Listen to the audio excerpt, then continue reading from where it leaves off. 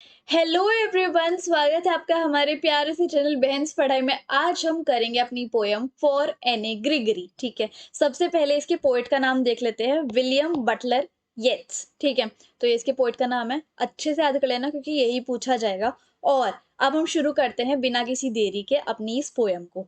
Never shall a young man, वैसे तो बहुत इंटरेस्टिंग सी पोयम है, throw into despair by those great honey coloured ramparts at your ear, love you for yourself alone and not your yellow hair.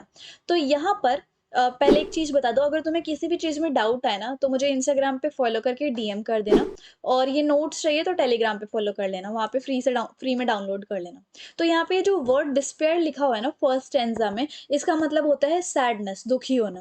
और रैम्पार्ट्स का क्या मतलब है? High wide walls around a castle और अ fort. कोई किला है, उसके आगे बड़ी बड़ी दीवारें लगी हुई हैं मोटी मोटी, तो उसको रैम्पार्ट्स कहते हैं ना, जैसे कि रेड फोर्ट के रैम्पार्ट्स, इस तरीके से। तो यहाँ पर इस पंक्ति में क्या कहा गया है कि जो पोएट है, पोएट का नाम क्या था? विलियम। ठीक है, तो जो पोएट है विलियम, और एक गर्ल है जिसका नाम है एने ग्रीगरी। ठीक है, तो विलियम और एने के बीच में बातचीत चल रही होती है, तो विलियम उस लड़की को, एने को कहते हैं कि कोई भी यंग मैन है वो एकदम होपलेस हो जाएगा या फिर मतलब बेचैन हो जाएगा अगर तुम उसको रिजेक्ट कर दोगी तो। ऐसा उन्होंने क्यों बोला? But this doesn't mean that he had true love for you. उसका ये मतलब नहीं है कि उसके मन में सच्चा प्यार होगा तुम्हारे लिए, है ना?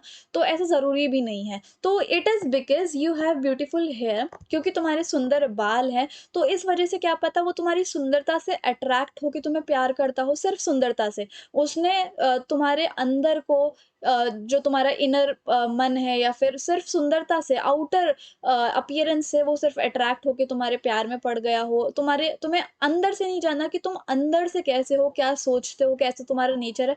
क्या पता सिर्फ तुम्हारे सुंदर बालों को देख के वो तुम्हें से प्यार करने लगा हो, है ना? क्या पता उसके मन में तुम्हारे लिए ट्रू लव ना हो, इस तरीके से। So the girl has very beautiful hair. Annie के बहुत सुंदर से बाल थे। They fall on her ears, वो जो बाल थे उसके ईयर्स पे, कानों पे आ रहे थे। ऐसा लग रहा था कि वो जो बाल है उसके कानों को बचा रहे हैं। जैसे कि रेड फोर्ट या फिर कोई भी किला है, उस किले को कौन बचाता है? बड़ी बड़ी मोटी मोटी दीवारें। ऐसे ही उस कानों को कौन बचा रहे थे? उसके लंबे लंबे बाल, इस तरीके से, है ना?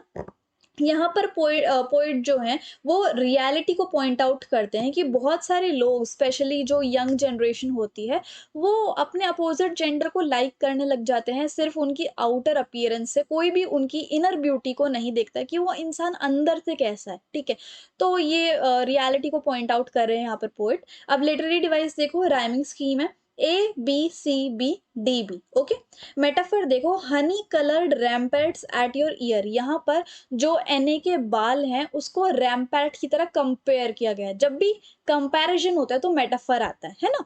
ये देखो अब कितनी सुंदर सुंदर है ना। ओके, अच्छा अब यहाँ देखो अगली स्टेंजा में, but I can get a hair dye and set a color there, brown, black, or a carrot, that young man in despair may love me for myself alone and not my yellow hair।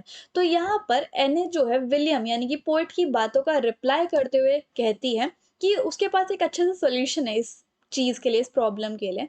वो कहती है कि मैं ना अपने बालों को रंगवा लेती हूँ, डाई करवा लूंगी, और अपने बालों का जो रंग है ना वो या तो काले रंग का करवा लूंगी, अभी उसके पीले पीले बाल हैं, तो और या फिर ब्राउन कलर का या फिर गाजर जैसे कलर का करवा लूंगी।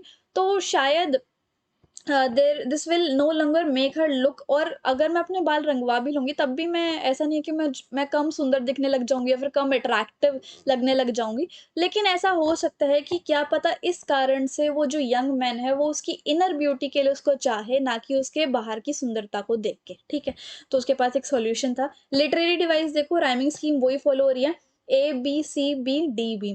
और एलिट्रेशन देखो, यहाँ पर एस साउंड जो है बार बार यूज हो रही है, जैसे कि सेट, सच में SS रिपीट हो रहा है। ओके, अच्छा next stanza, I heard an old religious man but yesternight declare that he had found a text to prove that only God, my dear, could love you for yourself alone and not for your yellow hair।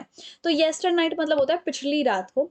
तो एने ग्रीगरी का ये जवाब सुन के William यानी कि poet कहते हैं कि मुझे किसी पुराने आदमी की, मतलब बूढ़े आदमी की एक कही हुई बात याद आ गई, और रिलीजियस मैन थे, मतलब वो बहुत स्क्रिप्चर्स में और रिलीजियस वैल्यूज को बहुत मानते थे, वो ओल्ड मैन, ठीक है।